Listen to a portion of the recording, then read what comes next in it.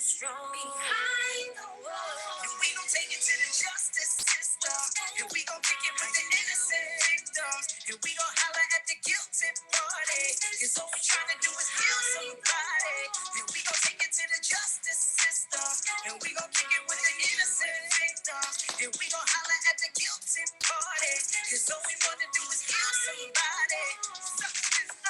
If you don't hear about it, you may just read about it. But you gon' think about it, cause we about to speak about it. Why the prisons be so crowded, all filled up with melanin. Kick, screamed, and we shouted, we deserving better than we've been getting. Now it's time to listen. Hey everyone, it is your girl, the OBG, Arthur Pamela J.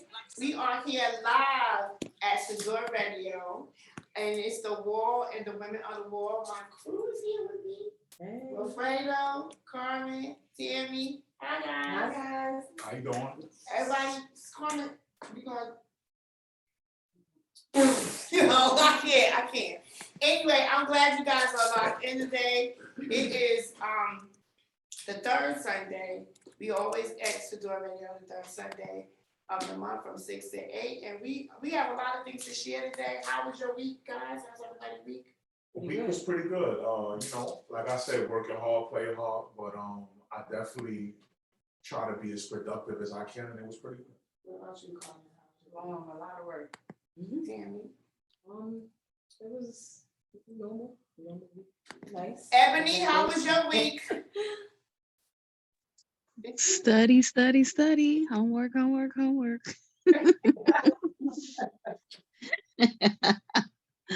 have a lot of great things that's going on. The Women of the Wall. We have our first. A lot of you guys don't know, but we started a prayer meeting.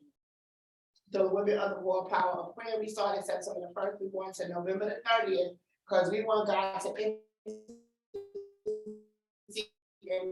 100 of our men and women back into the community. And since we started praying September 1st, the first person that came home or was released on parole after 46 years down is Mr. Anthony Blanks from Sing Sing Correctional Facility. And he was on the show last time, and he is a little nervous, but an amazing gentleman. We get a lot of back stuff from New York, but we don't care because we are, at his side, and we're going to be meeting up with him. He gets out on October 18th. And the Women of the World will be there to escort him to his next location because he's coming home back into the free world. So we're glad that our prayers and, we helping him out with that. And Wilfredo has been a great, tremendous help with, trying to coordinate everything to let us know what goes on because we are all new to this process. And we were nervous because, unfortunately, Mr. Blanks, when he was in his 20s, has been down since 1976. 1976. 1976. He actually murdered a police officer. But he paid his debt to society, and he is coming out to be in the free world, and we're happy about that. And we all were able to, Teresa Toussaint asked one of the organizations out in Long Island to help with clothes and different things of that nature to help him because he really has no family, he has nobody. So we helped him. He has his parole clothes, he has, everything, just a little care package, but Wilfredo was stepping in. The Women of the Wall will be there on the 18th. We'll be live on the radio that day as well. Unfortunately, I can't be there in person, but I will be there afterward. And Carmen, Tammy, and Ebony will be going to get him. KP2 Rides, how are you, my love? Hey. How you doing? I'm doing well. How are you all? I hope you got your book so we can find out about your book. And how's your dad? KP2 Right is one of our co-hosts out at ATL. She has been with us at the beginning of the show since we started. We love her, and eventually either we're gonna go there one show or she's gonna come here one show. We're gonna be together soon. I'm gonna come here. How you doing though? I'm great. I heard you going to South Africa. I want to go.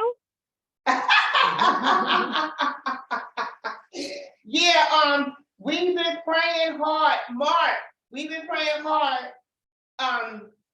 So Anthony Blanks, he's been down for 76 years. He's coming home the 18th, and we are really excited about that. Something was jumping. Oh, no, that's the music. Oh, okay. Yeah, so we're happy about that. Also, we have another gentleman that got out from Sing Sing. His name is Michael Hall. He'll be calling in today at around 6:30, so we can interview him live, and you can ask him the questions too. But I also wanted to know, how's things going with your dad? Can you tell the people where your father is incarcerated at, and a little bit of, what's going on with him? Okay, it's a problem. I can't hear you. Mark, we can't hear. She's not. No, she's unmuted. Hello? Yeah. Can you hear me? Now we hear you. Yes, I was saying I'm in the woods in Okay. Georgia. So he is straight out of confinement, 2 days out of confinement, and he's in South Florida. Okay, so he's back in general population? Yes, he went back 2 days ago. Are you able to speak to him?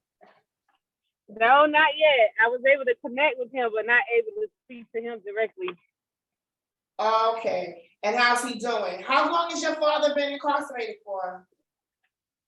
Ooh, 30. Let me see. Oh. I gotta go off my age. So 30, 32 years. Wow. Wow, and is it a possibility for him to come home? How can we help with the fight with that? He comes home 2064.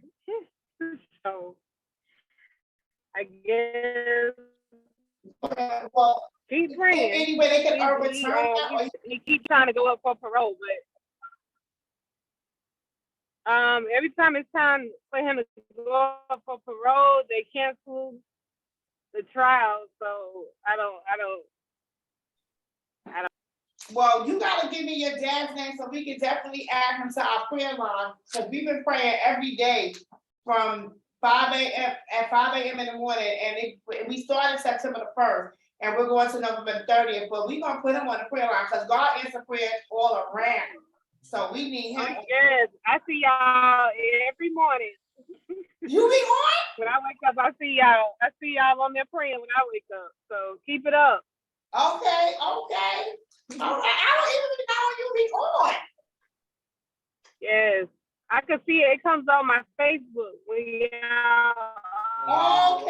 Okay, good. All right, that's the one. Yeah, we pray. I'll be praying hard, like, whew, it's a sacrifice, but it's worth it. It's really worth it.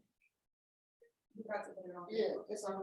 So call Teresa and tell her, because she's texting me and I can't contact her. Tell her, but she's calling me. Yeah, well, good. Okay, but yeah. So Mr. Blank, he yesterday we got to see him on a visit. He was on a visit with the RAP organization.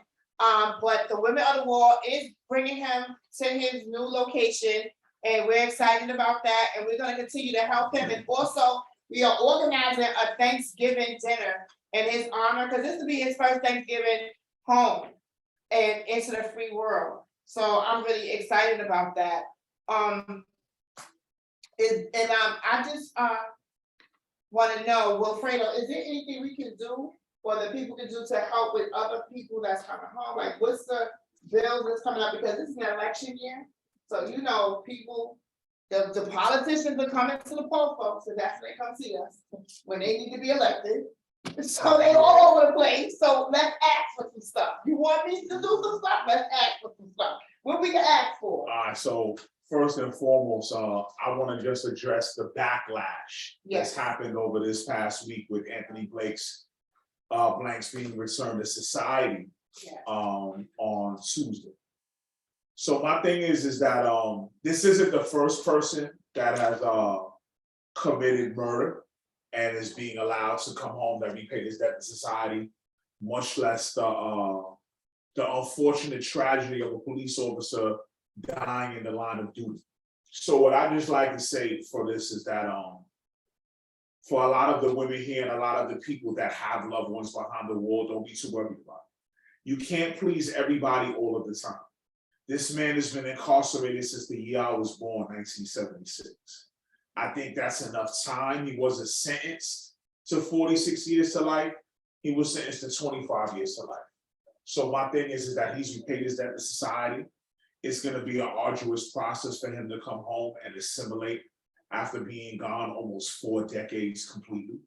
But the thing about it is the support by the women of the wall, as well as myself and other organizations like the RAP campaign and them pushing the issue of elder parole, as well as the Fan-Tommy bill that has come out, that you need to start looking at other things besides the nature of the crime and start looking at their programming and what they've gone to invest in their rehabilitation. That's something that's come up. And also too, another topic that me and Pammy were talking about has come up is a lot of teens being sentenced excessively. Yeah. During their time, and the research is clear that the front cortex isn't fully developed at the time until about the age of 25, that there is a lot of more impulsive behavior. So now juveniles are starting to be viewed on a case-by-case basis in order to be let home, because these 16, 18, and 19-year-olds are now 47, 49, 50-year-old men that have already been invested in the rehabilitative process. So what we have to understand now is that this is going to be a very time-sensitive or emotional sensitive time right now, especially with this being election year, where people are going to want to draw their line in the sand or want to chisel in the stone. Or being out, or a lot of Republicans talking about parole reform or a lot of bail reform. So we have to just understand that these particular things, everybody's not going to be pleased at everything all the time. But one thing that I want everyone to understand is the humanistic component behind it. As well as the tragedy of victims that happen, there's also the tragedy of people losing 46 years of his life.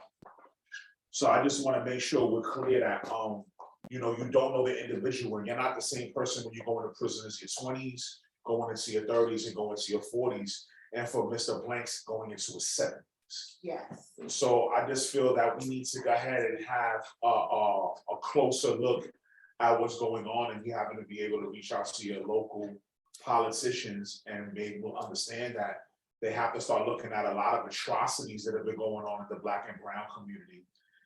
That government institutions have failed this community long before Mr. Blanks decided to commit his crime in 1976. Yeah. So until we take a long look at that and peel back a lot of the layers of those socioeconomic conditions that are enraptured within the Black and brown communities now, I think everyone needs to slow down with a lot of this protest or a lot of this storming the city hall, because we're talking about Larchmont, New York. Yes. And I want to be honest. Larchmont, New York is old money. Yes. It's really Republican money. Yes. And you don't have a lot of crime in Larchmont. No. You don't have a lot of trash on the floor in Larchmont. No. But my thing about it is, where I'm from, on Webster Avenue in the Bronx, there's a lot of trash on the floor. Yeah. There's still a lot of horse shit that's on the floor when the officers go by with their horses in the parks in Claremont Park. That's right. So when we want to talk about certain things that are being tolerated in the Black and brown community, I want to make sure we understand that before Larchmont decides that they want to be in this particular fight, to realize that there's a lot of socioeconomic conditions and a lot of government that's failed us for generations since Mr. Blank has been in prison. That was very well said. I was freaking out when it first happened, but that's so true. And a lot of people, and we're not saying that the family should not feel taken back because they did lose a loved one. Correct. But I'm saying, let's just look at the whole picture. Like, he served 4 decades. I don't know what else can he do to, say he's humble, he's apologized, he's apologetic. But, if you wanna talk to any of us about this, or you have anything, you would like to say, please call us in at 914-317-5250. And we will definitely, put you on the radio live to ask us questions. If you have anything you wanna say to one of us, to Tammy, to Carmen, to Wilfredo, myself, or to KP2 Rights, or to Miss Tanisha that's on Zoom as well, please call in and state your name, tell us, what you feel about what we're talking about. If you have thoughts or emotions about prison reform, just call us, 914-317-5250. We are here until 8 o'clock. And also you can just hit us up on the War Magazine page, thewarmagazine.org. You can follow us because Wilfredo is our trusty social media great person that handles our social media and things of that nature. But yeah, Mr. Blanks is very humbled and he thanks all of us for stepping up and being a part of now his life, his family. Also, we are the Women of the War are hosting his first Thanksgiving gala in his honor. So if you want to be a part of that or any donations, you want to donate a plate or anything, just let us know. You can send me a message on the webpage, which is thewarmagazine.org, or you can call me at 914-317-5250 and tell us you got a donation or you would like to be a part of it, because Mr. Blanks will have a great Thanksgiving this year. And, I'm really excited to be a part of that with him. Anybody has anything they want to talk about or say before we go to the next one? Okay, so something to bring up, which is something else that I like to also bring up, is this packaging. Yes. So now, and I'm sure this affects a lot of the women, because now what you having to use a lot of the prison vendors with the prison industrial complexes, and also too, you can't use cans as a means to come in, which is kind of a way to also preserve the amount of things that are involved with sending to your loved ones. That David Workman, as well as Salazar, that are part of Canny and they're part of the corrections committee, are planning to host a presser and a rally soon that should be coming in at the end of the month or beginning of next month, where they're gonna go hold Holcomb and Anushi's feet to the fire and show any data, because the data is very clear that the support that you provide is very integral to the reentry process.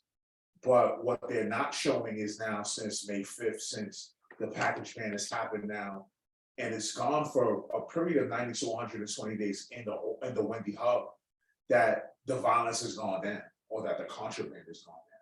So this is all a tactic of the Prison Violence Task Force to basically say that because we can no longer weaponize solitary confinement, and we just can't go ahead and take a loved one and put them in the box for 1 year, 2 years, 3 years, or 4 years, then now what we're gonna do is we're gonna start to take packages, and we're gonna start to take cans. So we're gonna start making living accommodations very uneasy and already in a toxic environment.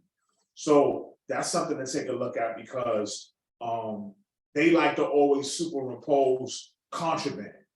Well, you could say if you accidentally drop a cell phone wire inside of the box, they can say the cell phone wire is contraband. But they're not saying what level of contraband, whether it's a level 1, whether it's a level 2, or whether it's a level 3 form of contraband. Whether we're talking about drugs, or whether we're talking about weapons, or we're talking about firearms. So I feel sometimes just leaving it under this ambiguous word contraband, you don't really know what's going on. So I feel a lot of times what I like to magnify is the trauma that it puts on all of you. Forget the trauma that we already do in prison. A lot of us are not in prison just for stealing persons. So a lot of times we have to hold ourselves accountable for being in our own mess, even before we met all of them. But the thing about it is now is that you have a set of traumas, because you have to now provide financially for the primary domicile where you reside, and now the secondary domicile where your husband resides. So now that's another water burden. That's more stress. Now you have to get online and you have to make sure the package is correct. You have to make sure that you're paying the right amount of shipping and make sure it's 35.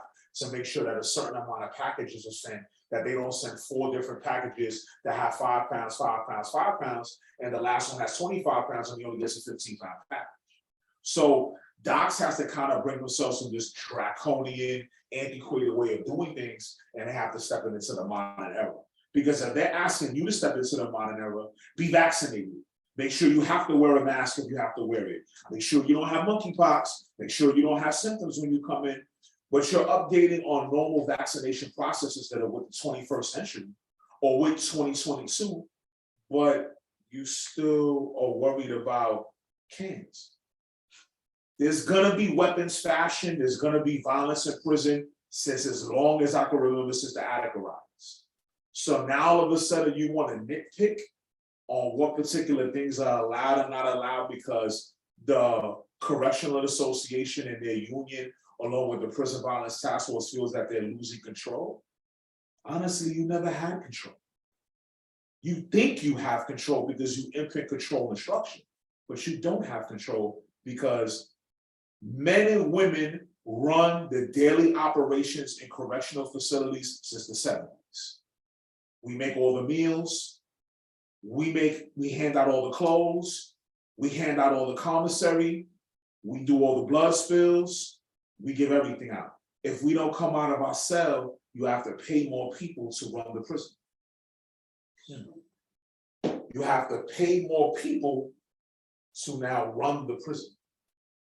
Well, you charge us slave wages and you probably give us about, the majority of average pay is about $6 every 2 weeks. A box of chicken on commissary costs $9. No, 15 now. A garlic powder costs $1 that I can buy in the supermarket for 50 cents. So there's price gouging going on. Beefy, one of the major no frills that has been in the hood and associated in Met Food, I'm telling my age, and Price King, and all this time, lived off the blood, sweat, and tears of the Black and brown. And now they do it every single time when they're vendors for commissary. And now these are vendors that have the majority of the products that you all buy now and give to your loved ones. There's no fresh produce. No. There's barely enough nutrition in what you're sending. Everything's high in starch. Everything's already made in a pouch. So the one time that you can send a can of mixed vegetables in, and he can rinse out the little salt that was part of that, that's more substance than anything that's probably on one of those catalogs that Keithy provides. Not only that, a lot of people can't use their EBT services that they get from the government because they don't have any money to get their loved ones food. Pretty soon they're gonna be stealing food, there's gonna be more fights, they're gonna be hungry. Yeah, exactly. Well, I'm gonna push back against that narrative because there's not gonna be no fights because nobody's gonna have enough strength to fight. Because they're gonna be hungry, they can't eat. Because I'll be honest with you, right? And I'm gonna say, what's the favorite thing you probably drink in the morning before you walk out? Coffee. No, you coffee, me tea. Okay, you tea. All right. So you tea. So what kind of tea? What's your favorite tea? My favorite is peppermint. Okay, peppermint tea. So right now, I want you to think about this when you think about somebody not having something in prison. So right now, we're gonna say that this particular peppermint candy is peppermint tea. Right? So now somebody, for no reason whatsoever, is gonna say, for the next 120 days, you can't have peppermint tea. Don't ask me about it. Don't talk to me about it. Don't say anything about it. You go find yourself something else. But peppermint tea is not gonna be the thing you have. No. We cannot have a conversation as I have. Okay, so my thing is what I want you to realize, you see how you went from decimal 1 to decimal 4? Over peppermint tea. Over peppermint tea. I am not functional without my tea. Without my tea, I cannot function. You're not gonna get the good side of me. You're gonna get what? Who you talking to like that? That's the attitude I'm gonna have because I haven't had my tea. So I clearly understand because right now, everything, all the vendors are high. All the vendors are high. So you could buy like 2 or 3 products. It's already. I haven't even looked at it. I'm not even gonna lie. Ever since August the 15th was the last day of the packages, when we all did that, Correct. I have not even, I said, look here. You gonna have to just, you gonna I'm have gonna to. send you the products You gonna and you go get it yourself. Cause I know that I need it. All right, so all right. I cannot All right, so I'm gonna push back on both of y'all. I'm gonna push back on both of y'all. Okay. My whole time in prison, one thing that I loved to do was cook for everybody on Thanksgiving. Okay. I felt everybody could go get whatever they was gonna get for their peoples, whether it be the boneless turkey that was a little 3-pound turkey that came in, Yes. whether it was a sliced turkey that had the gravy on it, Yes. whether somebody got the cranberry sauce in the can, the ocean spray, Yes. whether somebody got the stuffing. It didn't matter to me on Thanksgiving. If I had to stay in my cell all day, I cooked for about 12 guys. Yes. And what I would do is I would keep one bowl on the side for someone that I know that was going to the mess hall to eat that dried ass sliced turkey, and they could keep the bowl. I'd buy an extra bowl before the store because that was my way to give back. Okay. Because in behind the wall, food brings community. Okay. So just like you sit here, Tupac say his mom made miracles on Thanksgiving, or a lot of times when you talked about with EBT, when we was really down and out back in the day when there was free lunch, and Saturdays we would go get that free lunch. That's when real community was community, because we had to do a lot more with a lot less. So in prison, we do a lot more with less. So my thing is here now is 2 people that unconditionally love their loved ones, their husbands. Now all of a sudden they can't give them the substance that they're giving them at this particular time. So now all of a sudden, Thanksgiving becomes a little more dreary.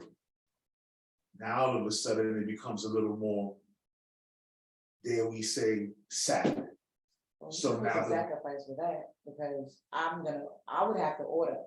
I don't want to do it on a regular basis, but Thanksgiving, okay. they can't be miserable in there, so I would go to Emma's. That's the only, vendor I know of. I did price some things on there. Everything is not expensive, but somebody told him that you could use EBT. He tells me to find them, find somebody who has them, use them.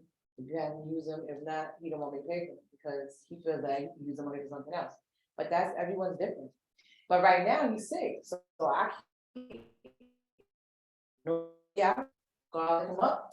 I can give him what he needs to make what he needs to get better. Now nobody got garlic. Nobody has the thing lemon. Nobody has. But why does nobody have it? The reason why nobody has it is not only that. I want to be clear. Not only that. Docs, when they provided this memo, said they will clean commissary up. There will be fresh produce. There will be certain items, and they have it. And this is why whole docs and government feet to the fire. If there is no data that you can say that the violence has gone down and the contraband is gone, and I believe if Donald Trump can make fake news, the Department of Corrections can make fake news. They don't restock as much as they should. They have But good stuff in there.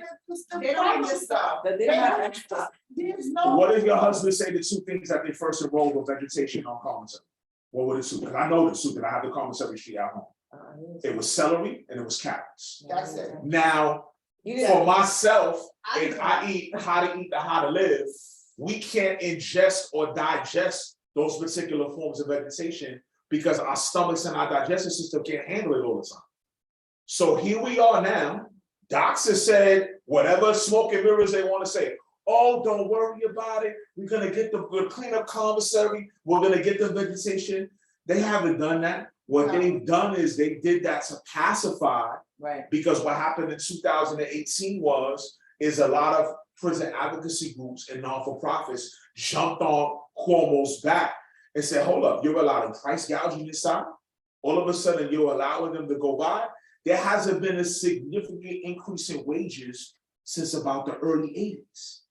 So here you are, your husband's trying to program, your husband's trying to do his mandatory program so you can get your FRP, the privilege known as the FRP program. It's a right to have the program up, but a privilege to participate.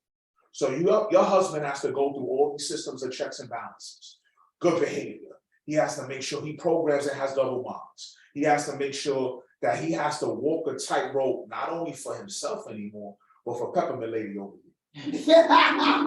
So now all of a sudden, here we are now, and he can't get what he regularly gets to jail. And I want everyone to understand, jailing is very important because it keeps the order and operations mentally of what we go through to endure through the Department of Corrections. So when they talk about routine, or they talk about bid, or they talk about jailing, and I did 20 years of jailing is having all the amenities I need, so I don't have to bust me a dude in the head because I'm having a bad day. So now all of a sudden, if he busted somebody in the head, that trailer done went out the window. Yeah. Now he's in a box and he has to call you maybe see, these guys get the cute part of the box, solitary confinement. There wasn't no phone for me when I was going to the box. Yep. There wasn't no extra privileges that psychological data has shown that I was inside my cell for a 90-day period, which was 79 with an 11-day time cut. Hold on. And all of a sudden now I can call my loved ones. You know what I had to do? Monday's mail, I got it Wednesday. Tuesday's mail, I got it Friday. And then Wednesday's mail, I got it Saturday. I had to stay on a feeder slot hoping someone would write me. But these guys now, hold up. And I'm definitely pushing back. Everybody gets a phone when you're long-term keep out. If you're in a period of confinement over 30 days, everybody's allowed to use the phone 3 times a day. Because that's when most of the fights started, because everybody was being ushered while we were locked in for the fights. When COVID happened, I went from 5 building back to 8 block, to P block, 8 block, excuse me. So my thing is, every time a key block officer brought guys down, that's where all the fights happen. Fights don't happen in the mess hall during COVID, they happen during key block rec or key block phone. So my thing is a lot of these guys now get the soft way, what I call a keep lock. And when you're lost, you still get these. Yes. I mean, and that's what makes me laugh sometimes. They was on, like, when they was like, Corey was on, first of all, I know because I saw some of the stuff that he's done, because I know he was going to do some other things. Mhm. But he was in a hole like him for 2 years straight. No phone, no nothing. Damn. They learned how to know. Because a lot of things, it's gonna blow your mind when you go to FRP to do certain things. These people are smart, like they are intelligent, highly intelligent for the things that they come through. They make remotes to change the TV. The TV right there, and I need my remote, cost me a pack of cigarettes, but they make a remote out of little or nothing to change their electronic TV. Okay. And the reason why you need it for everybody, Because you don't want because they won't let it. No, it's not that. If you keep pressing the button on a remote, the up and down, what happens? The button goes. So then all of a sudden he says, babe, I need $147 on the television. So to avoid that, you put all the stress on the clicker, and that way you can salvage the television. So the Department of Corrections is not looking at it as, because they want the money from Jack and El Marcus or from commissary they're selling the new TV, because then after they could break up the money amongst themselves and they can utilize it for something else. I'm gonna bring you up in 2 minutes, okay? They do the same thing with the machine. How about the clicker? I mean, Michael. How about the clicker? When's the last time you had a phone?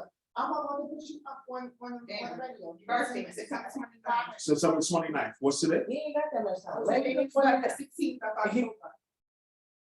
So all of a sudden, Docs is the only one that makes money on that, right? You know that, right? No, I know, but they never fix the machine. Hold on. So who makes the money? They make the money, but they never fix the Hold machine. on, that's not who only makes the money. The prison unmet organization that runs that organization act gets 80% of that money, Of what money? of the money that goes to the photos. Who do you think gives out the book bags? Who do you think gives out the Mother's Day You guys, gifts? right? No. That's us, but prisoners from the inmate organization. Right, And I hate to use the word inmate, but they still call it inmate organization. yeah. So what happens is that money is accumulated in Sing Sing, which is the most unique place in the world, is that we control that occupational therapy fund and we decide where that money goes to. Okay. But the facility gets 20%.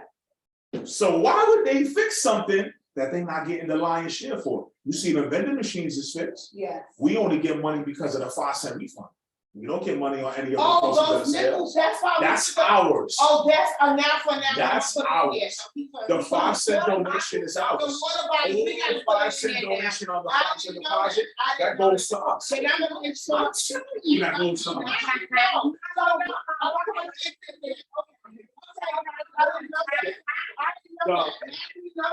The vendor that comes in and fills the machine, they give a portion of that proceeds to docs. When it comes to the 5 cent refund, and when it comes to the photo, that money goes to inmate organizations. And what we do, when I was there, when we had the cojones to stand up to administration, I like Jet Velez and the rest of them that are there now, we did book bag giveaways. We did the Mother's Day thing. We did the Father's Day giveaways. No, what I'm saying is that they used to because, see, one thing about I want you to understand, and what I hated that Superintendent Capper did, was he decided to get away of a lot of us and he spread us all the mediums. Culture eats strategy for breakfast. When you have a culture set in place of habilitative practices and give it back to the families, no matter what, by hook or crook, we make sure everybody got what they need. Whether it been the Latinos, whether it been CAU, whether it been African American Studies, whether it was the Quakers, whether it was the American Indians, we all chipped in to make sure we had. But what the superintendent did for policy, he got rid of us by saying, 5 years or less, you have to go to a meeting. So we weren't able to train the people that we have behind us in necessary positions in order to make sure to keep that culture going. That's why Sing Sing got flushed down the toilet. It wasn't because COVID. What happened was everybody went home. Everybody went home. The Lawrence Bartleys, the Jermaine Archers, myself, the Kenyatta Hugheses, all those guys that had those cultures in place. What happened was they moved away from those organizations and they ended up going to mediums or going to parole boards or going home. But no 5 cents, that goes to us. Oh, I didn't know. I didn't know that. Now I know. Go put the bottom. And that's why. Now I know. No, now I know, because I never knew that, but I'm gonna make sure we gonna make that now we gonna, yeah, I had no idea that. The pictures, the majority of that goes to the organization. I had no idea. Now that's why, what's his name be there all the time? Ooh. You don't be there fat.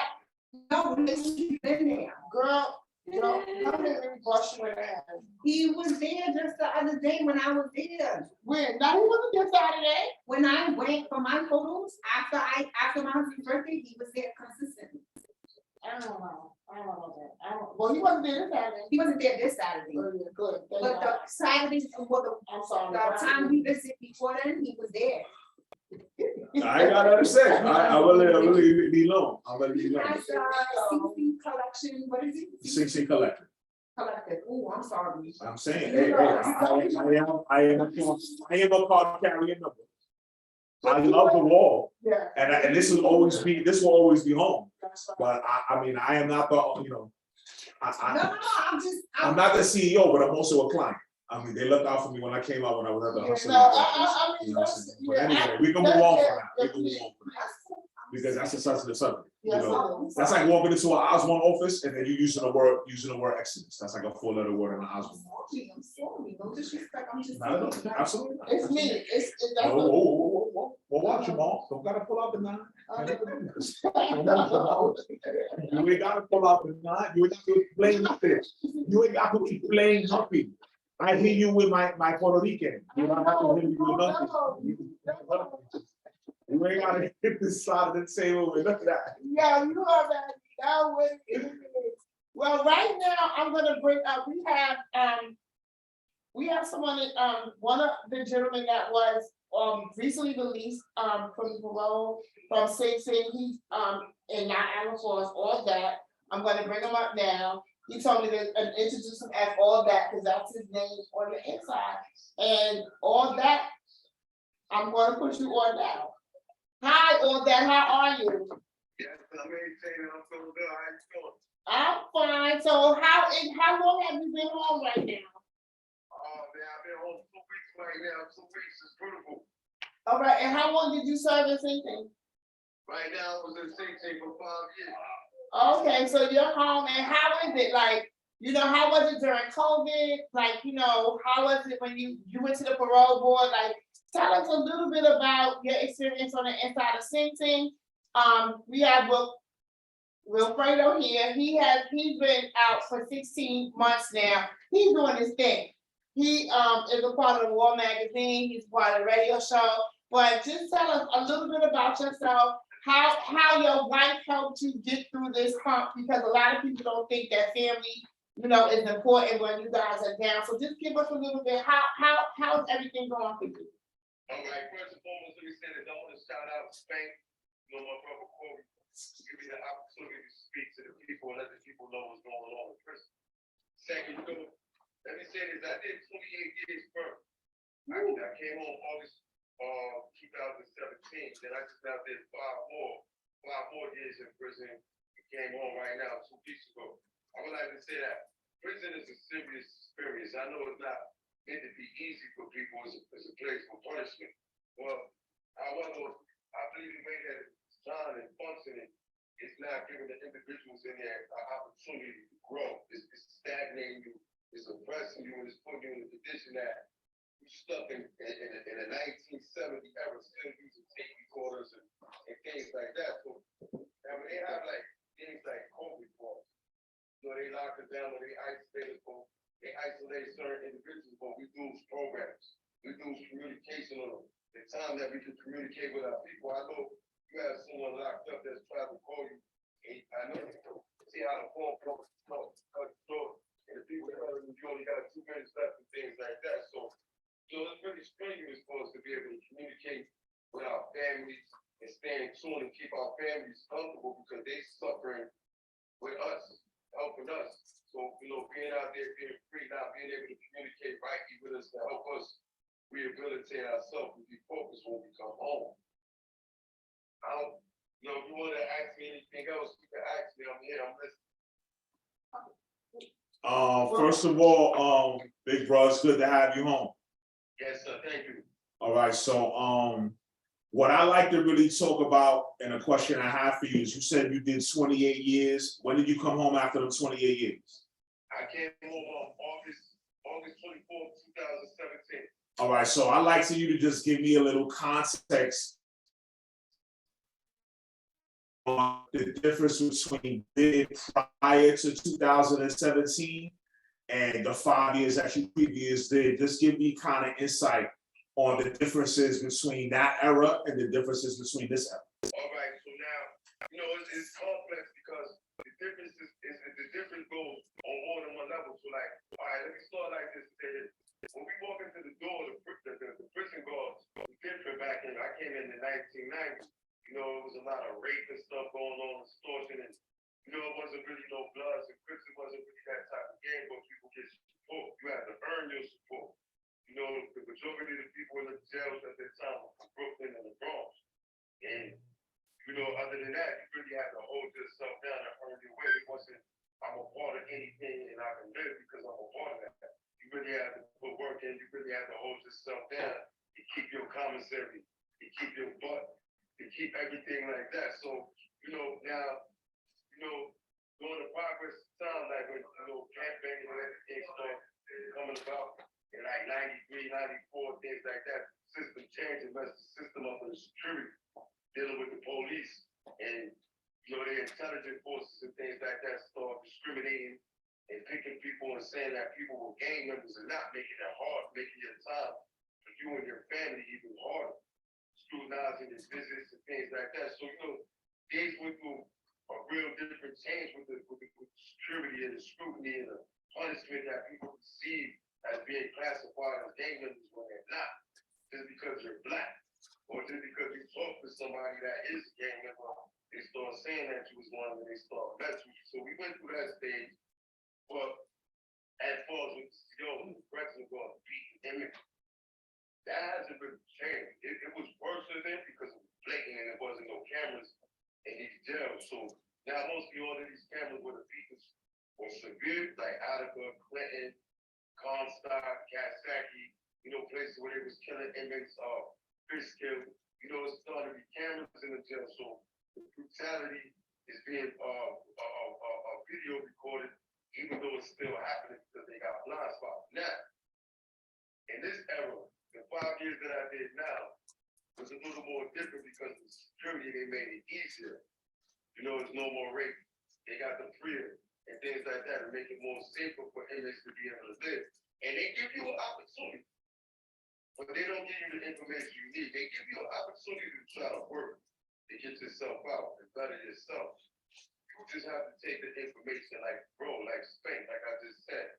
Take the information and the time to try to better your situation. Other than that, prison is still what it is. They're not giving you the information that they give it to immigrants and be able to, you see like these immigrants come to our country right now. They give them all the information that they need to be able to have the benefits, to be able to create jobs and businesses, and be able to function in society. For people that was ex-prisoners or prisoners, they don't give you this information. You gotta search for it, you gotta Google it, you gotta track it down. So they're not really trying to make us, rehabilitate ourselves. You have to do it yourself. This is how I see prison now. That in this era, this 5 years, that when I went through prison struggling to say, I want to better myself. I want to make something of myself. I don't want to go back to prison no more. I need the information. I need the support. I need to find the support, the help, and the information that I need to be able to come out here in society right now and do better. And prison is not giving us that information or not allowing us to have access to it if we don't have the funds, because they don't want us to better ourselves. They want us to come back.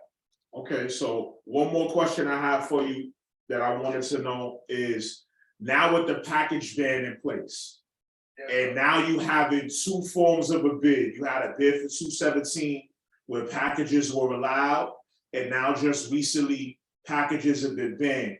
Could you talk about the overall morale of the men that are inside that don't have the ability to get the packages from their loved ones?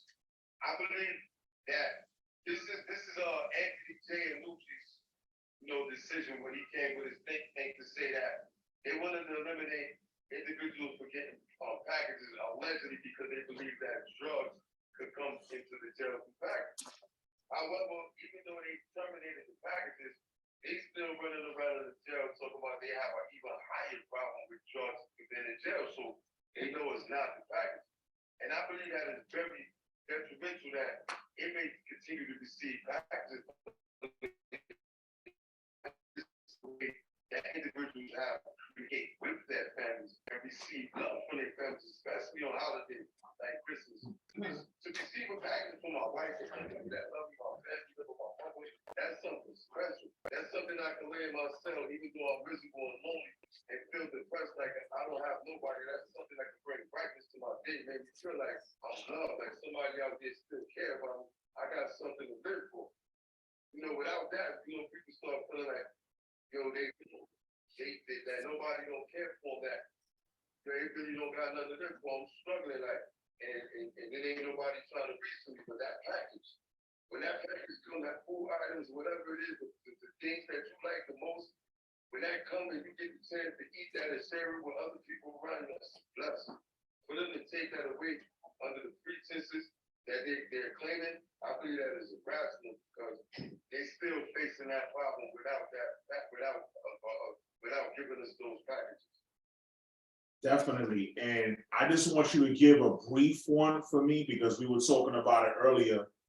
What kind of community comes into place when you receive a package, especially around Thanksgiving or around the holidays?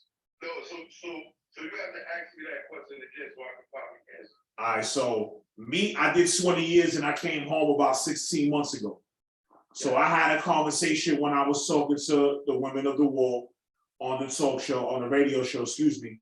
And we were talking about how the camaraderie you have when you're eating with someone and someone gets the turkey or someone gets the cranberry sauce or someone's job to buy the rice that doesn't get packages or someone buys the box. So speak to me about that type of community or camaraderie that comes with that.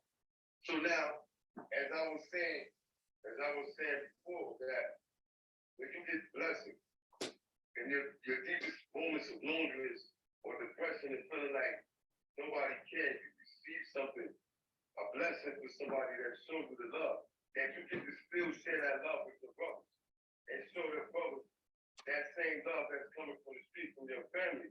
And like you said, to be able to, each individual be able to receive items and put it together, it creates, like you said, a level of community of sharing and bonding, no hate, no envy.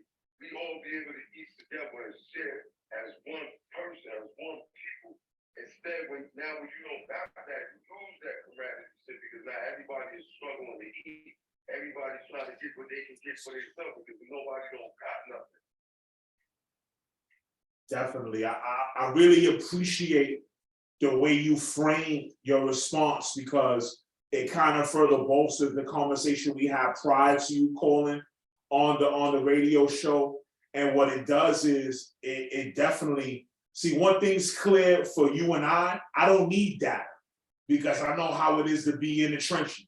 So my thing is when you in the mud and all you have to do is rely on the neighbor to the left of you or on the neighbor to the right of you to understand that you need to have that sense of community. It just shows that what they're doing right now is trying to put more toxicity and more gasoline on an already toxic situation.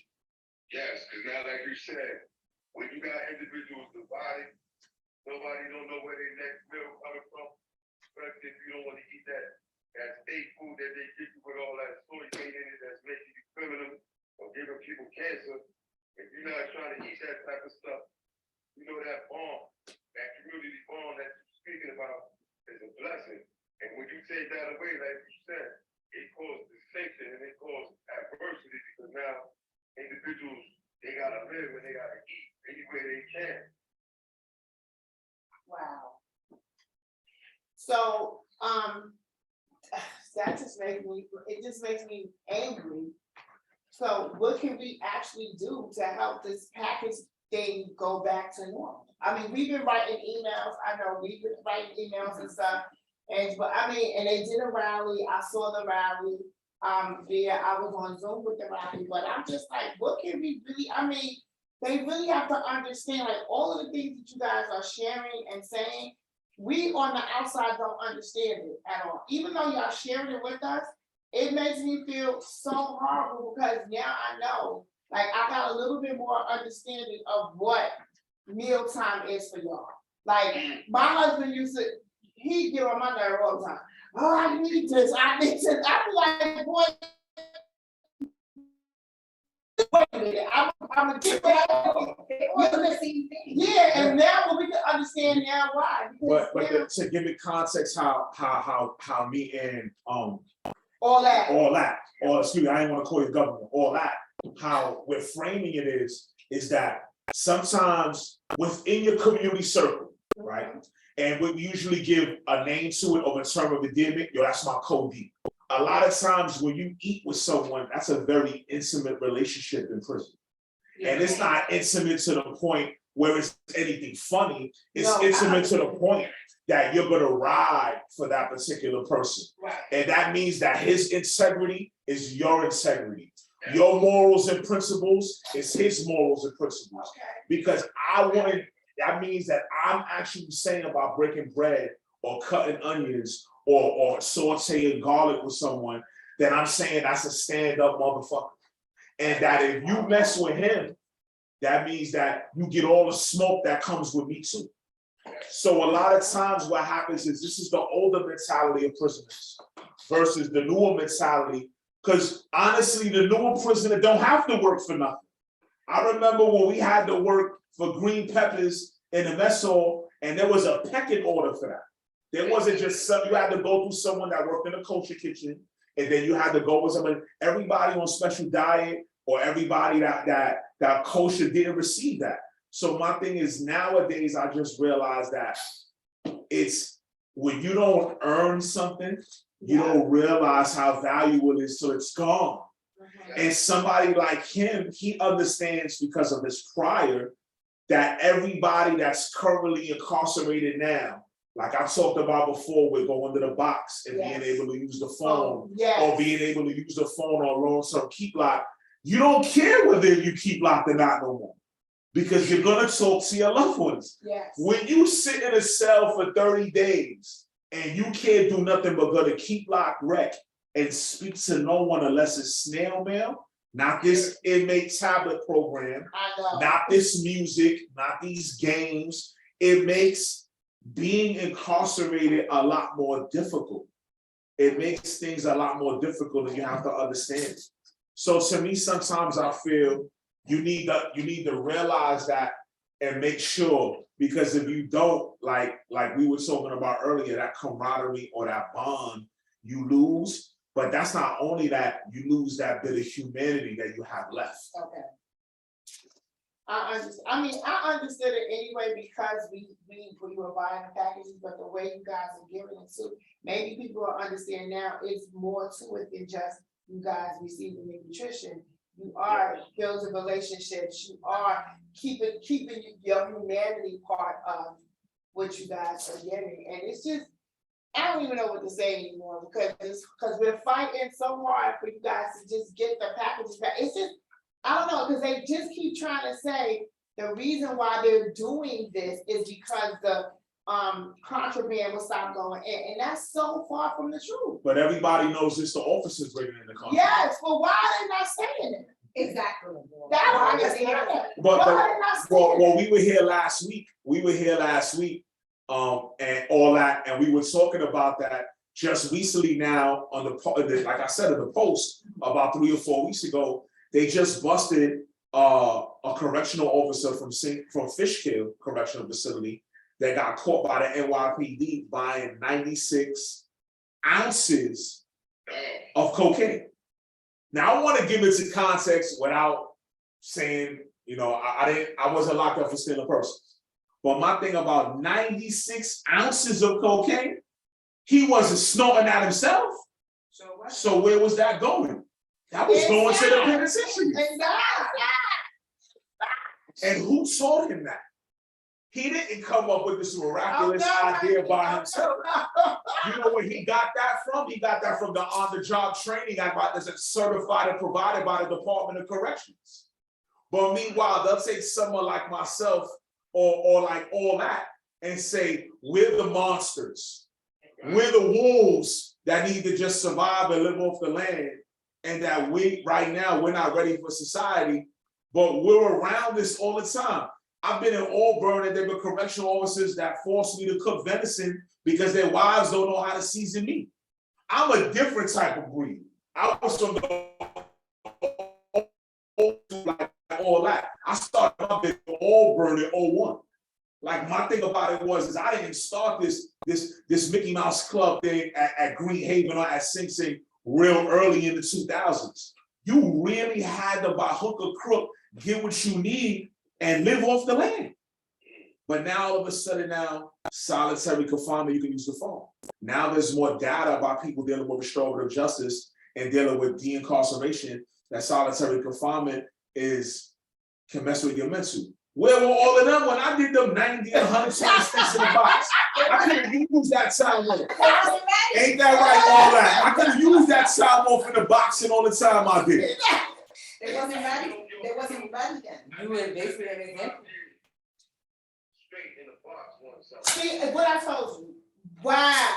But can you explain to them when you say 5 years straight in the box, what does that mean? I mean, like, you locked in a cell with a toilet and a sink, and you don't come out that cell for nothing unless you change up. Only time you get 1 hour changed up in the record, and I'm not like 21 people in each company, it's like 12 companies, but when you enter in, it's like you enter the twilight zone. You hear people yelling, screaming all type of obscenities and profanities and throwing doo at each other. Wow. Because they can't take it or they don't want to take it. It's so much. COs running in your cell, beat you up when they don't even supposed to be in your cell. It's so much that goes on, and it's a psychological effect. Because it's like you at war. Wow. Like think about this thing, somebody in Afghanistan or Pakistan fighting for America from US, and you come back traumatized. When you get to prison, whether you are essay to a population, you are at war, psychologically and physically, every day. Like as if you was in Afghanistan. So the effect that it has to consider survival, to try to figure out not to become somebody's enemy and have to go through to them. You know, this thing, or not be beaten up by the police, or how to write grievances to protect yourself from being beaten up by the police because they gonna cover it up, and you know they gonna cover it up. So the things that come along with being in that place like that for that amount of time, I don't think nobody will ever be able to understand and explain it.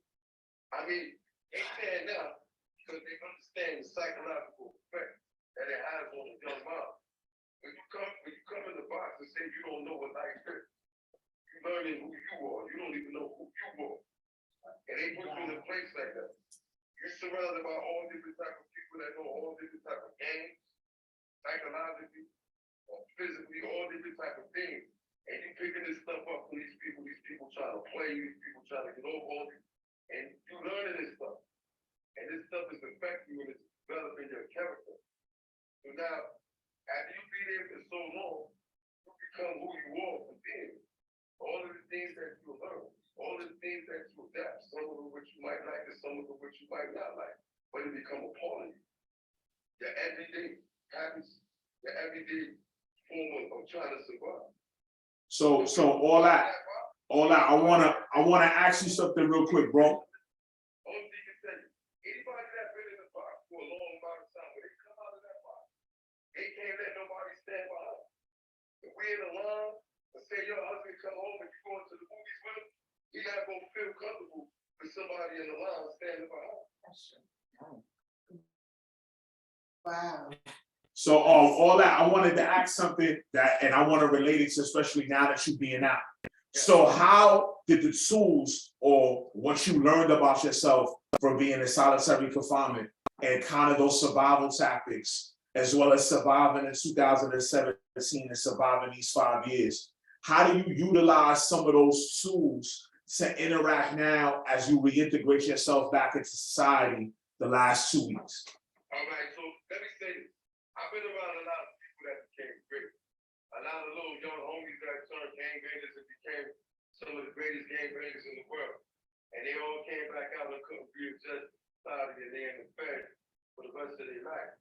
So now, everything that we was picking up with, during the travels in this box or in population, I applied it. Try to redefine myself. Try to seek the positive route because the negative route, the quick route ain't gonna help. So everything that I started learning, I started trying to apply it right there. Some people be talking about, I want to do this, I want to do that.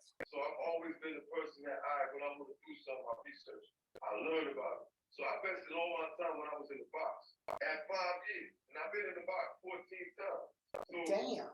So I invested my time in learning business. I invested my time in learning the law.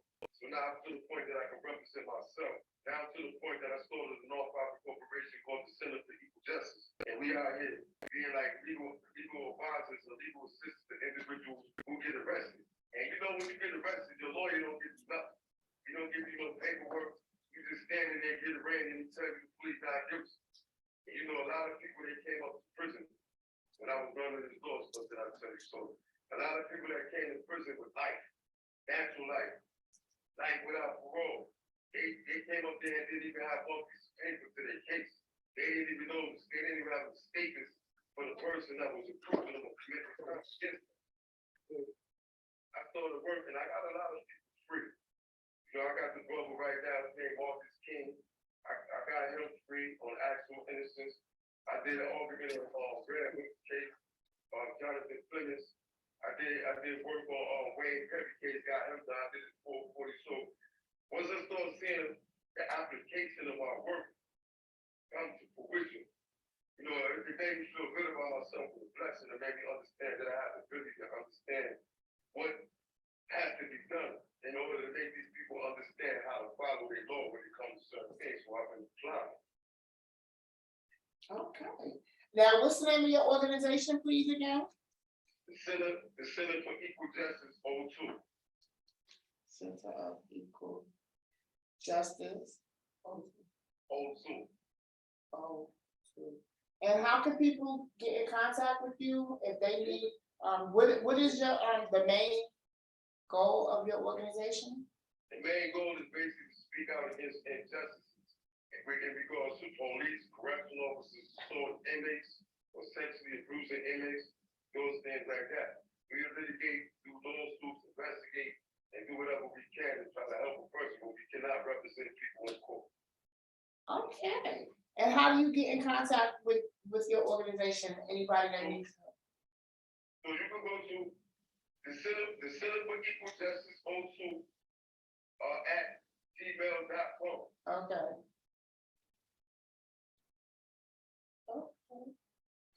Okay. Is there a phone number or a website as of yet? Because I'm gonna keep, what is it? Yes, the number is this number. Okay, the number, okay. Okay. All right, that's great to know. I wanna thank you for calling in. Is there anything else you would like to say? Or anybody wanna ask him any questions? Tammy? Yes, Carmen? yes, what's the worst thing about? Talk. I think, what's the worst thing that needs to be corrected or in there, like, I don't know how to say it, but. You say, so you saying like, what is the worst thing that is going on in prison now? Or what is the worst addition or whatever? Yes. Has to be focused on and corrected, right? Yes, thank you. I think, and I truly believe that the worst thing out of everything, there's a lot of things that's wrong. Right, Like the police beat inmate stuff, and they covering it up. that's my next Because one. they believe that when you complain, they always find that inmates complaint is unsubstantiated. Right, Because they investigated this stuff. It's like a bank embezzler. This guy worked for the bank and he invested money, and then you go tell him to investigate his stuff. So, they beat us up, and then they tell one of their supervisors a little higher than him to go investigate. So this guy really beat him up, and then they always come back, well, look, this is unsubstantiated. So, I believe that something should be done about that. Where transparency, where there's some transparency brought to groups on inmate sexually, whether it's male or female, being sexually assaulted by a prison guard. And the other thing that's more important than that, that's important, but I believe what is more important to that, to answer your question, is that the information that an individual receives when he's released from prison, they give him the opportunity to become a productive member in society. I believe that is more. Counselors that we have there that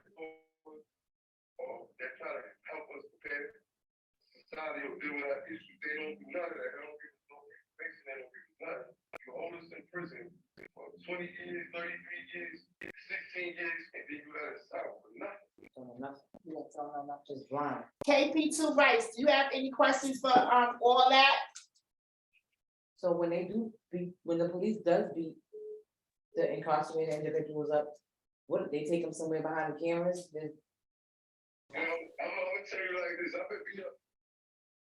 Might be like about 6 times. Wow.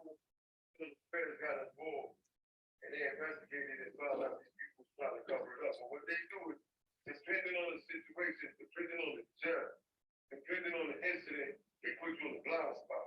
Oh, okay. They'll take you in the box where they're supposed to be searching you at, and they'll reach or on the side of the medical, where they got the medical department, they'll take you in the side room, there's no cameras there, and do what they do to you, and there's nobody to see it but them. And they're not gonna tell on themselves, they got what they call a blue wall. That's great. I thank you for that information, because I'm fighting right now because I got my business banned for 6 months for popping my husband, and it's on camera. Yo, so when you really Wait a check, minute, you said popping your husband with Yeah, that. Wait a minute. Oh, what? That's what I did. I'm just saying. Let me hear what you gotta say. KP, you got any questions for What him? you say? He was answering my question. I'm sorry, go ahead. All that, which she was answering your questions, go ahead. yo, so no, I believe I answered the question, but what, she need any more information from me, ask me again, give me, I'm listening. Okay, so I'll just ask you later. I'll let KP2. Yeah, Well, K- what I said, that said that they have the videos with officers assault someone, right? Yeah, it's on All camera. right, so I was saying to you that you could contact me, analyze my information, and I do lawsuits and all that other stuff, so Okay, I'm good. gonna be able to help. Thank you. okay, cool. Yeah. KP2 Rice, you got anything to ask Miss all that?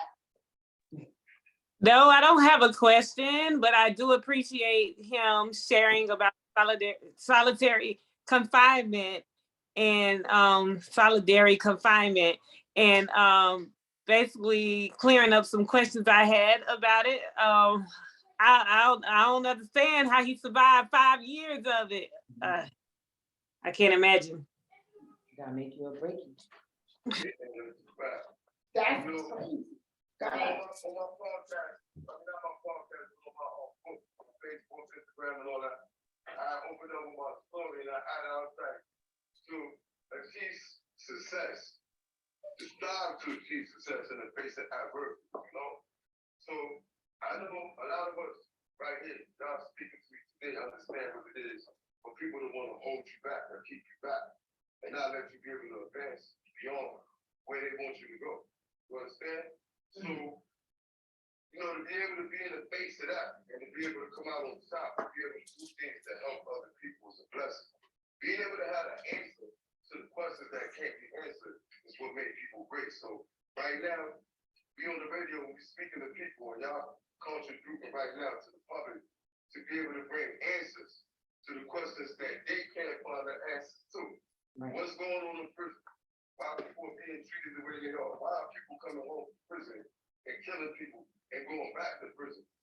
Or, you know, what's going on inside of prison? Why inmates are hurting officers? You answer the questions, and now you receive the answers, and there's other answers that other people can give you. And you're giving it to the public, because you're doing a service right now, that's a blessing.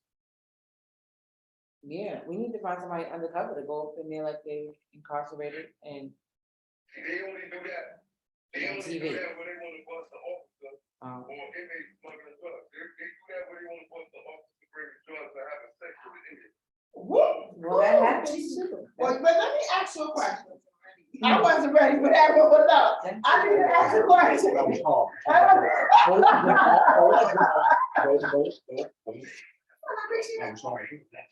ask you a question. So let me ask you. So we find out that our husband is having sex with one of these little chicks in there, the little COs, right? Yeah, one of them. Is it true that we can sue the state for rape? Yeah, that's evidence. Well, I do believe, I have to look that up. I do believe it's a possibility. That's on the inmate. Okay, as long as I, well, I can't. No, what I'm saying is, no, what I'm saying, no, what I'm saying is. Okay, The inmates don't have no control. The officer has absolute control. right, it's a power move, I understand that, but what I'm saying is, as the wife, listen, I cannot press charges, No. cause that's, No, ma'am. That's not your property, that's community property. That's not your property.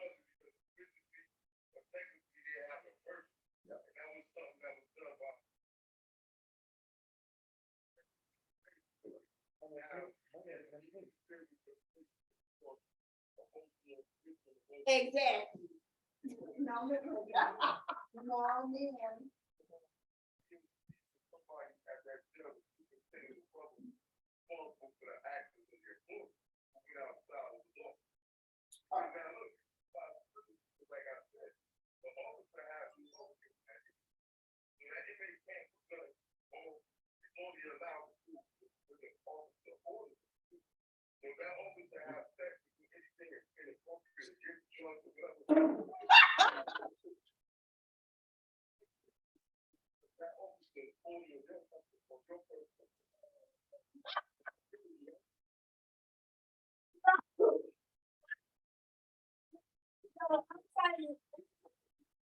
See, that's why they used to call them swing, because they did some foolishness like that, but I'm just saying, KP, you have anything else for Mr. All That? Any questions or anything you want to ask him? I didn't hear the answer. Did he say that no, because they are community property? That's what he said. Basically. What in the world?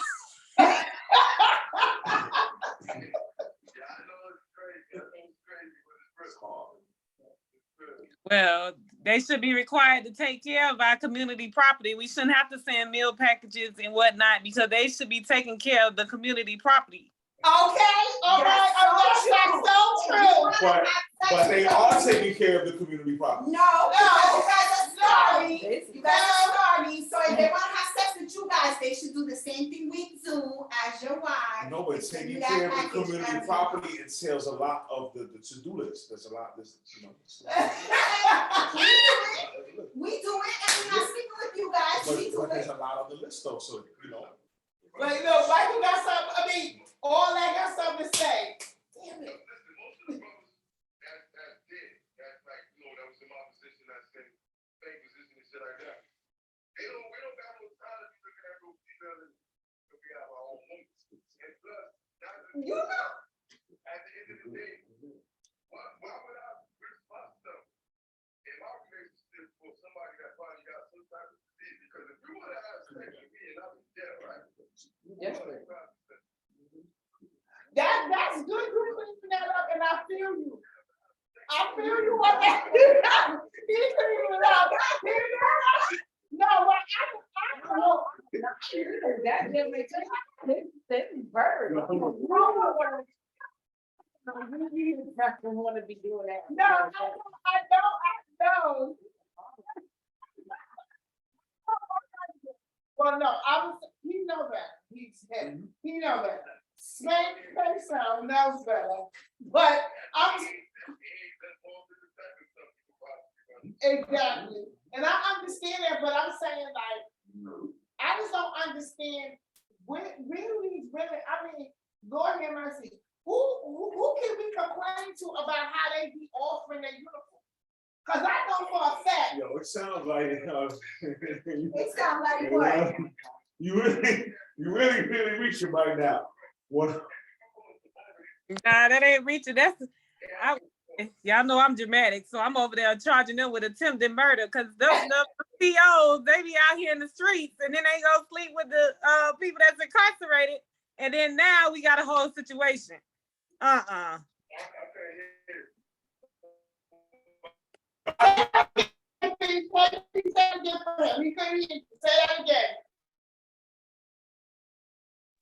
No, I said it should be a class action lawsuit for attempted murder because the CEOs, they living out here in the streets and who knows who they sleeping with, and then they bringing it back to a wife.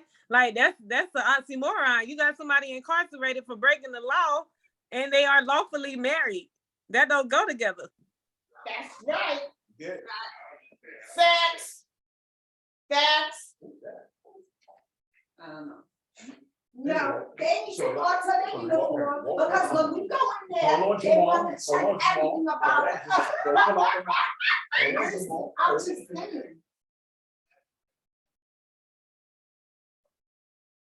Okay. Yes. Nasty. Okay. Different. Now this is. No, let me say that. Oh, please, you got the Guinness Book of World Records. You cannot chime in on this. No, obviously. Hey yo, all that. I'm gonna tell you this right now. This is a biased and shady group here. It's not. Hold on. Listen you. I'm gonna sue you from that. I'm not biased. What I'm saying is, and including the one on the Zoom screen, what I'm saying is that I worked on a vision floor for 10 years. So my thing is that I've seen a lot of bias that goes with when attractive women come to the vision room, they tend to be more harder on the attractive women. Yes. Okay, thank you for that. With that being said, if you ain't never been harassed, then you already know what it is. No, so my thing is this. Now my thing is that usually what happens is Sue, like someone like Pammy who goes to see Spank, who belongs in the Guinness Book of World Records for the amount of visits they not had in one fiscal year. So what happens? They just get tired of seeing you and all that. They like, yo, you ain't got nowhere to go. You ain't got no job. So you know that's totally different. I can't speak to you because I never see you on a visit as frequently as Pammy. Either one of y'all. Yeah, and a dark pair of shades. You got heard that song. So what I say is this: is that Yes. the women who run the visit room, they are emotional creatures themselves, and they have a lot of insecurities themselves, and their relationships aren't going well themselves. So what they do is they take it out in the work environment. And because you're happen to be a part of the work environment, you're just collateral damage. Okay, wait a minute, let me say this. All of the CEOs are not as bad, like not all of them, not all of them, like, No need to name drop. I'm not, I'm not gonna name drop. Some of them are nasty, some of them are not, you know, and it's not fair to us because we don't care nothing about that. I just wanna come in, see my husband and go on about my business. That's it. But when they come in and they start looking at you up and down, they sucking their teeth, they doing all this stuff, I be like, yo, dude, see me out off the property. I ain't locked up. But you can't do that. Okay. You can't do that, and you can't do that either. Why? Because it's not But it see, affects that- your that FRP doesn't- and it affects your that- I don't FRP. Y'all can't have it both ways and say for the men, like the men gotta have a clean disciplinary, the men gotta fly straight, the men can't bust nobody up in the head when they have a bad day, they can't go to the box, they can't do none of this, and then all of a sudden now you got into a back and forth rolling your eye match with someone who's having a bad day, and you feel that your hand don't call for that, and then you're gonna start something that you're gonna affect the trailer? No, I'm not saying that. That's what y'all do. I said outside the prison. But it don't matter, it's still gonna affect the retaliation. Oh, we'll be on top of it. She's gonna be getting retaliation. I'm seeing this, right? You already know, nobody wants trouble. So I would like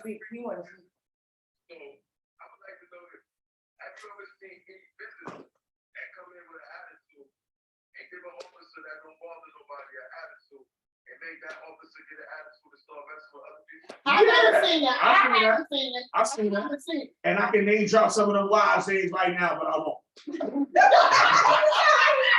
I done St. John's. I ain't saying it in a table. I'm just saying that. Yeah. I know some. You like Big Bird, we know Big Bird is a kid. He has to be, we have like Big Bird, we don't.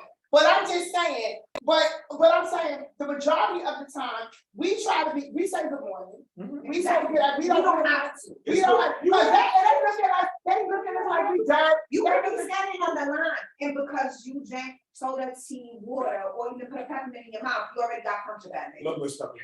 That's Yeah. on the line, Yes. and they double check you for no reason, and I think that that's unfair. That's unfair, because you can see everything. Think they do that to y'all because you look better than them, or do you think they do that to y'all because they tell some people want to harass you because you come to visit somebody?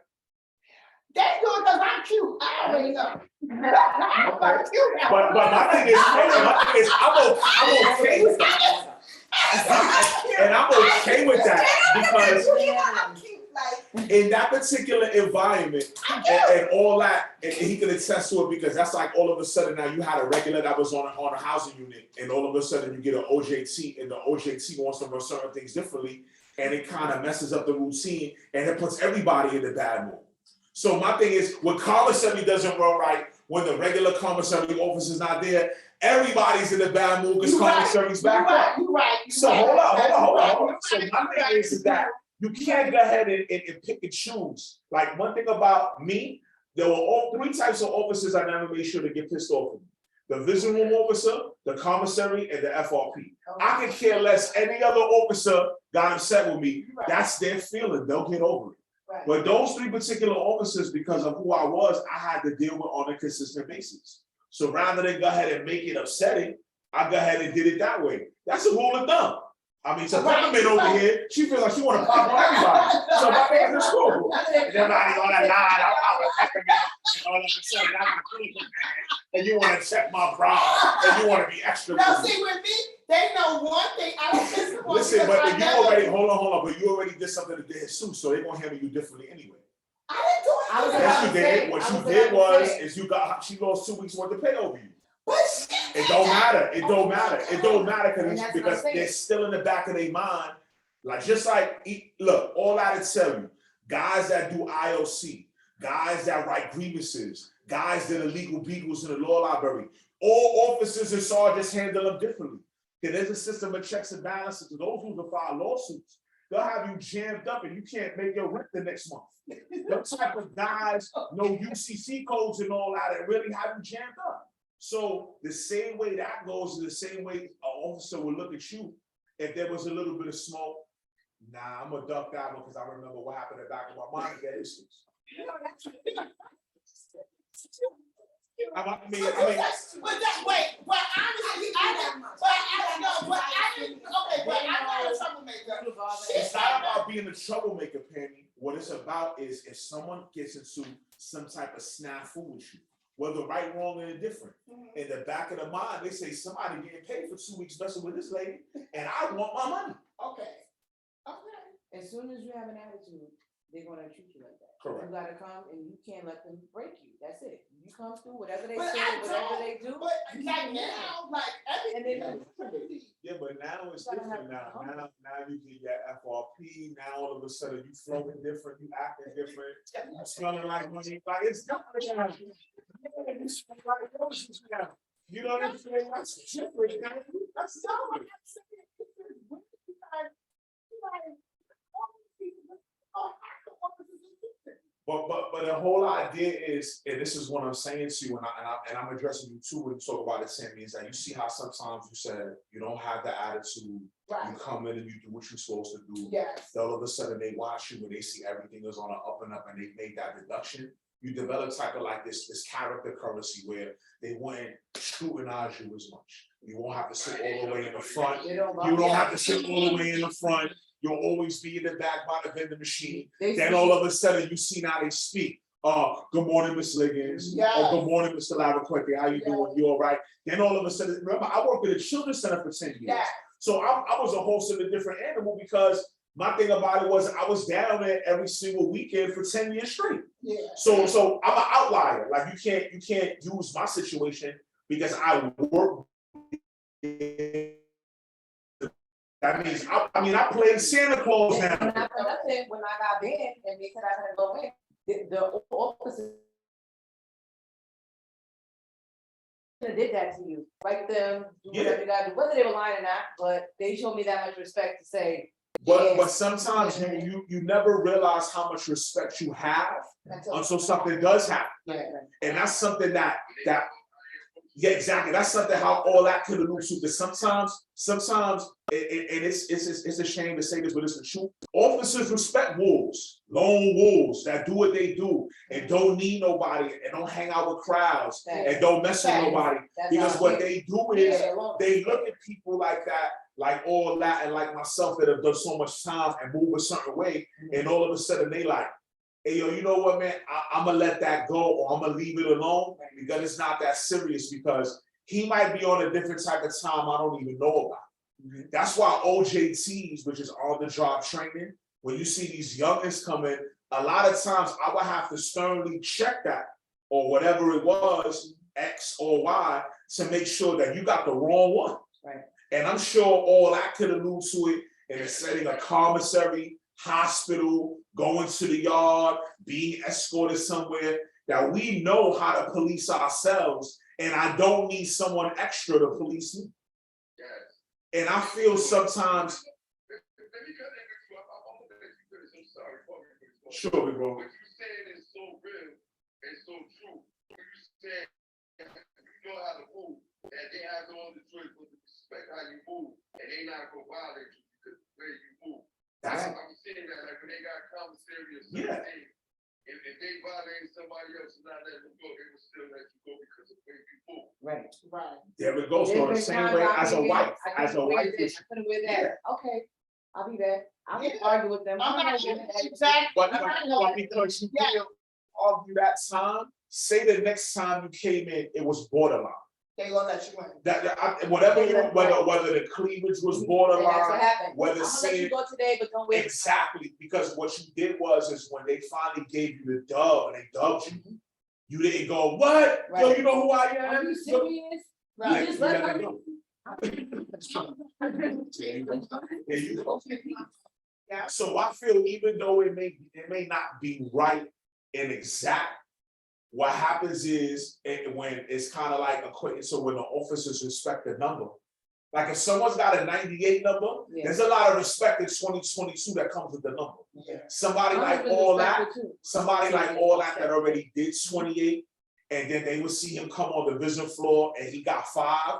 They know he did 28 in the state already. Right. So they gonna handle him differently, even to the state shop sergeant that will have the interview with him going to any max. Yo, you know what? I'm gonna look this dude up and go to his back number. And then if the number's not the same and it wasn't a violation, he's gonna handle him differently because he knows he's not no new jack coming in with 5. Right. He already got 28 under his belt and probably just got caught up. So someone like me that had 20 and I was already 10 years in one spot, you're gonna handle me differently because you know I'm gonna give you all the smoke you want. If you come at me a certain way that I know my hand don't call for. So sometimes I feel like there's etiquette and there's rules and there's policy. Right. And I feel sometimes people that don't understand it, like a lot of us get it, but that won't understand that his family was coming, and I won't understand it versus someone that maybe ain't had a 2019 number or someone that had a 2020 number who really doesn't understand the terrain. So I feel like that's why it's good to have conversations like this, because what happens is it provides context. Because I feel sometimes like all that is speaking about his narrative of being gone for 2 weeks and utilizing what he learned inside solitary confinement is a real big, it's kind of like a linchpin that goes to his reentry process because he knows about research. He knows now how to critically think.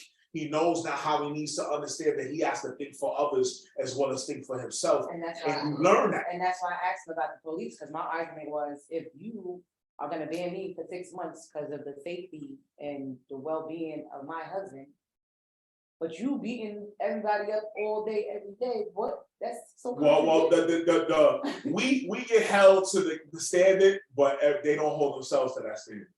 Right. So I remember when it was blue, and I remember when it was green, and it's yellow now. Those rules or those system of checks and balances apply to us.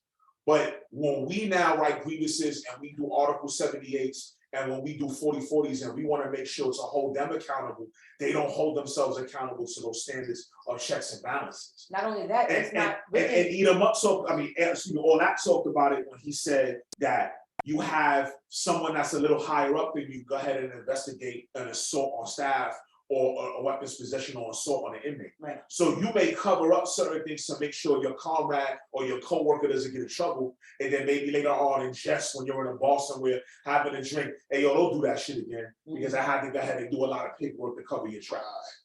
So that's why, like, not only that, it's not a directive. I read the directive all the time. So if I was told when I first come in about the rules and regulations, don't put your hands, don't touch them, don't do this, that, and third, all I hear is keep your hands on top of the table.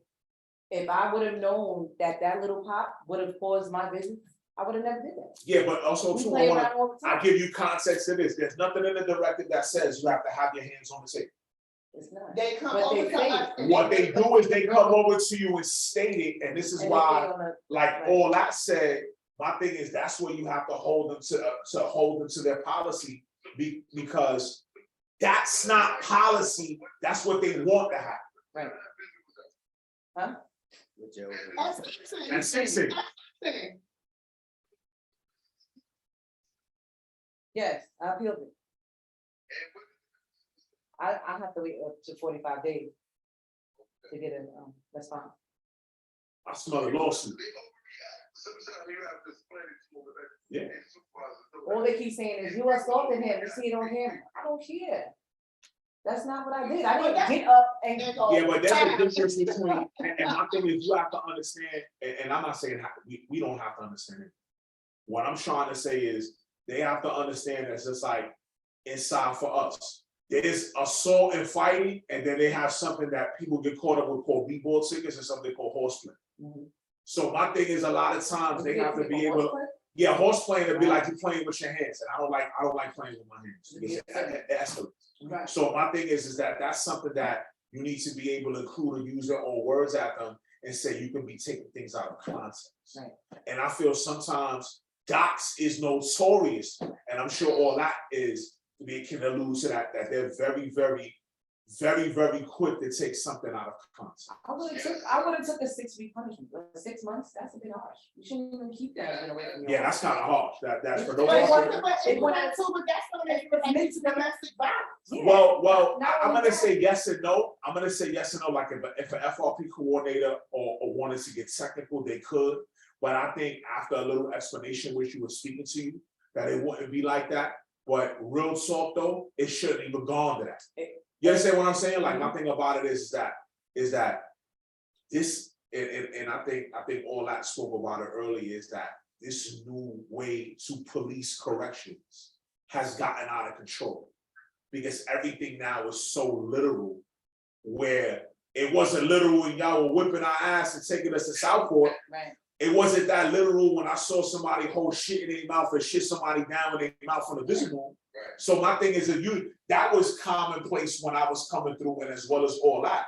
But then all of a sudden now, something happens is, I'm not gonna say frivolous, but as minuscule as what happened with you. And all of a sudden they turn around and talk about, hold it 6 months now. So I feel sometimes that the Sing Sing, I'm gonna remove the Department of Corrections because that would have happened in Comstock or Attica. No. Sing Sing sometimes can turn a little, No, overboard's beyond me. You can They pay the can- same they amount can- of time and then you bring it. They down. can blow things Absolutely. way out of proportion. And then after all of a sudden just to prove a point.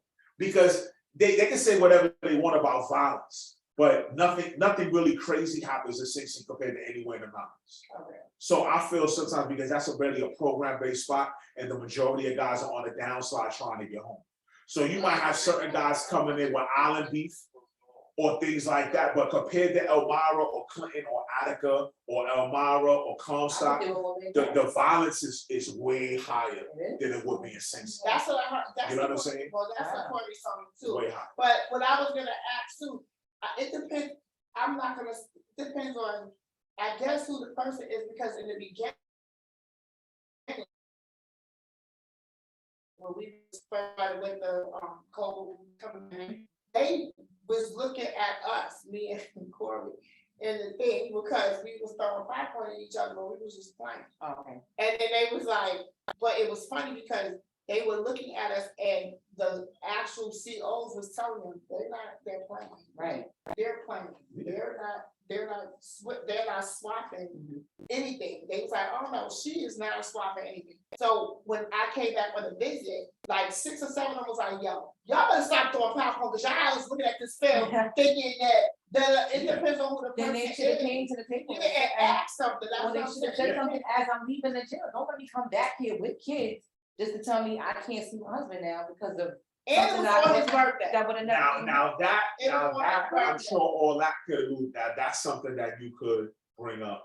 Because they were supposed to inform you either in writing, verbally, It or was before you left. in transit, but as I left that jail, they should have said. Ain't nobody didn't say that, because well, it with me too, when she tried to do that, when I came out, she was like, oh, don't come back, because you ain't got your business. Yeah, I would have rather heard that. And But it not was, just that. mine was a lie anyway, but because I'm who I am, I was devastated, and I immediately Oh, yeah, because started. you broke your streak of the most visits coming in. You know what? You were trying, hey, KP, she didn't want that 724 day of consecutive visits to stop, so she was distraught.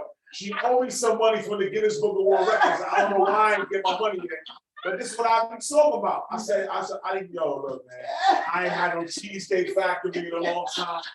I'm going through raw, this is what it is, you know? I'm just a deprived individual. I ain't mad at her at all. I'm on your side, Pammy. Of course, you can call it anytime. Every third Sunday we are on. KB2 is coming from us on ATL. Her dad has been locked up. You said how many years now? No, this all About 32 years. Wow. Her dad has been away for 32 years, and hopefully, I was hoping, she's gonna give her the information, maybe you can help her try to help her dad, you know? Anybody listen, anybody that you know, that you deal with, they can contact you, you can contact me with other information, the paperwork that they got. And you can get them to get a copy to you, and you can get it to me, and I'm definitely gonna get back to it. Okay, you hear that, KP? We trying to help you get your daddy out. It's possible. I mean, Look at that smile. You see the smile? Yeah. You're like, oh yeah. Yeah. You know, I see it. I haven't seen you smile that much in about 4 shows. I mean, I see it right there. No, because we don't know.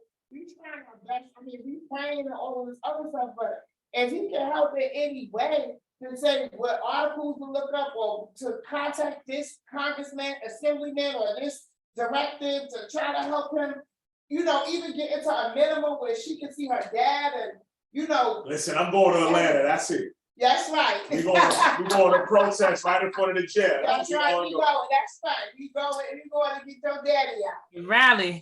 That's right. The things that I need to do my job, that to look into this, you know, make sure that whatever paperwork that he got, or whatever paperwork that he got that he was using to make any type of arguments or parties or whatever information, just get it to me, and I'm gonna go over and if there's other information that's not there, I will let you know.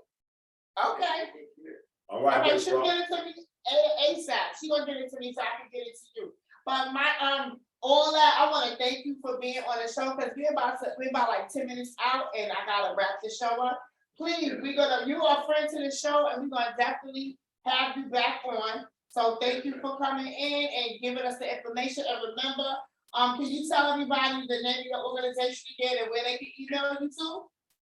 My organization is the Center for Equal Justice 02, and you can Gmail me at the Center of Justice 02 gmail.com. All right, thanks all that, and we'll talk to you soon. Tell your wife I said I'm so happy you're home. Congratulations, and you are definitely a friend to the show. We're gonna do some things, and we're gonna get that information to you for KB too. Okay? All right, thank you. I'll let her know. Thank you. Thank you. All right, Thank All you. right. All right. So, all right, KB, you know we're gonna get that information. All the help you need. I want to thank everybody for being a part. We always have a good show. I want to thank Mark, the Sedora Radio family, for having us. We are again on every third Sunday from 6 to 8 p.m. on Sedora Radio. Also, the Women of the World, we have our power of prayer. We've been praying now. We've been praying for 90 days. We started September the 1st. We're going to November the 30th. We have our prayer list. Also, I want to thank everybody since I have announced that I unfortunately am diagnosed with stage 1 breast cancer. Yeah, you didn't hear? I'm sorry, her whole face changed. And I was hitting Yeah, it happened. I'm okay. I'm stage 1. I'm gonna find out what the treatment is gonna be, but I asked for prayers, and everybody has been so nice, sending me well wishes and prayers. I'm going to be fine. The devil is busy, but he's not going to get me. I'm gonna be fine. I want to thank you all for being a part of the Women of the World and the World magazine. And KB, you know we always there. We gonna come to Atlanta soon. But give me that information so he can get on it, so we can get your daddy home. I want everybody to come home. Everybody. But yes, and we always pray at 5 a.m. in the morning. You can download the free conference call.com app, and the meeting ID is WOW, WOW, the power of prayer. And you know, you'll be on with us, and we pray every morning, 5 a.m. And we have somebody from Atlanta, we have somebody from Florida, the apostle, Miss Kimberly Thomas, she's on with us every morning, the apostle. We all started praying on another prayer line that I do, Angie, the L3 movement. But this, we are praying for God to release 100 men and women back into the world. And you know, from being behind the wall, we want to back in the free world. And also we are looking forward to, we're gonna be live a little bit on October the 18th, which is this Tuesday with Mr. Anthony Blake's the gentleman that was, incarcerated for 40 some odd years, he's gonna be released, and we are going to be there with him. And, I don't know who's that. I don't know. No, somebody's phone is dead. We're gonna, be there to welcome him back into the free world. And on that note, guys, you guys anything to say? Any last words? Have a great night. I had a cheesesteak today from Philly. All right, how was it? How was it? I'm gonna, well, Mark recommended, this spot, and then he said all of a sudden, because it was a line for the one he recommended, don't quote me or hold me to that one across the street. I ain't gonna mention no names, but, it was alright, you know what I'm saying? I'm gonna leave the jury out to see if we can get here early to get on the next line. But, All right. yeah. I'm sorry, I have to work, okay?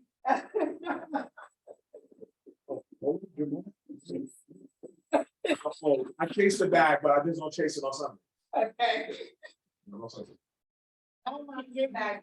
Well, the next time we see you guys, again here, it'll be coming into Thanksgiving, because we also gonna have a Thanksgiving celebration with Mr. Blanks, because this is his first time out in 40 some odd years. We're gonna give a Thanksgiving celebration, and Wilfredo is gonna show his cooking skills and give us a nice dish of something.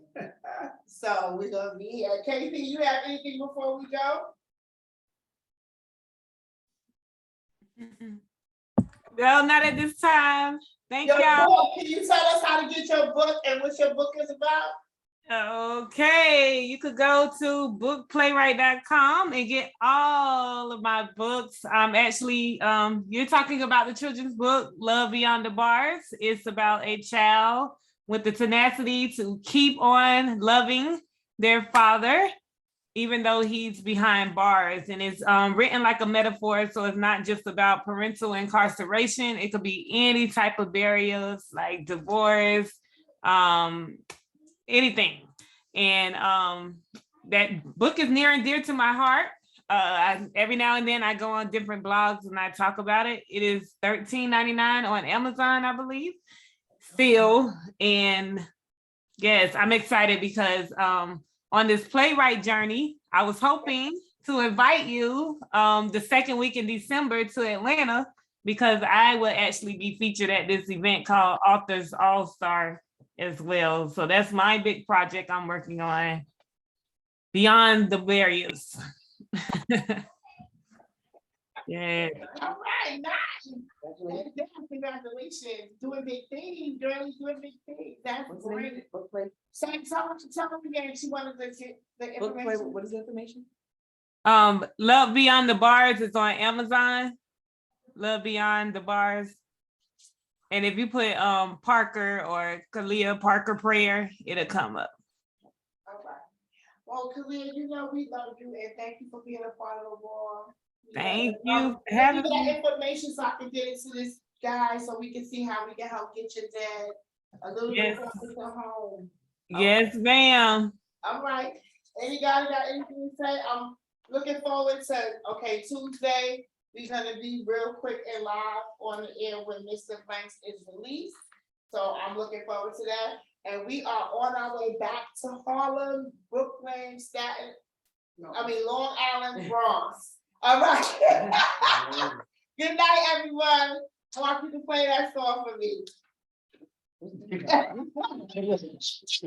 Straight for me, son. Being that, No type of warning and nothing. being that It's I'm like, trying to get yes. big, I want it.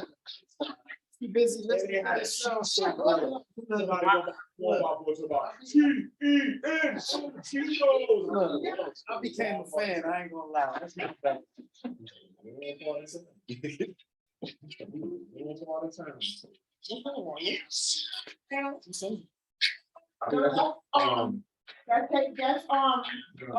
Sunday. That's a shot.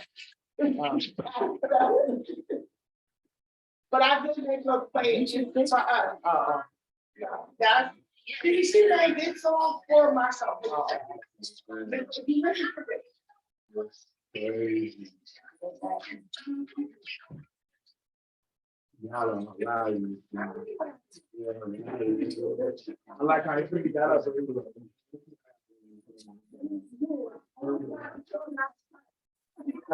Before we start.